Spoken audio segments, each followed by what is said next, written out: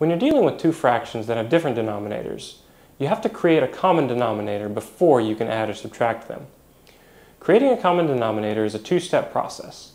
First, you have to find the least common multiple between the two denominators that you have, and then you have to change one or both of the fractions to have that common denominator before you can proceed. Let's look at a few examples here. First, we have 1 over 3 plus 1 over 6. Now, the least common multiple between 3 and 6 is 6. Now, this one already has a denominator of 6, so we just need to change this one to have a denominator of 6. We'll multiply the top and bottom by 2, and what we get is 2 times 1 is 2, over 2 times 3 is 6, plus 1 over 6. And then all we have to do is add these. 2 plus 1 is 3, and we retain the 6 on the bottom, so we have 3 over 6, or 1 over 2.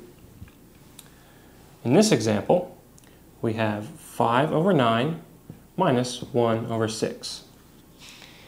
Now, the least common multiple between 9 and 6 is 18, so we have to multiply both of these fractions by something to get that common denominator. The first fraction will multiply by 2 over 2. The second fraction will multiply by 3 over 3.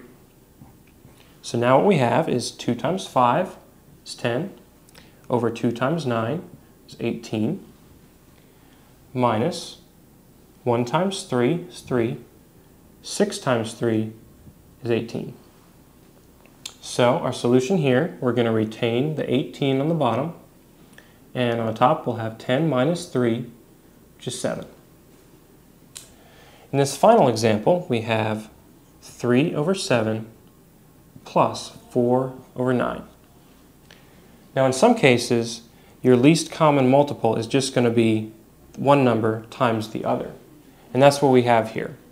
So the second fraction we're going to multiply by 7 over 7. And the first fraction we're going to multiply by 9 over 9.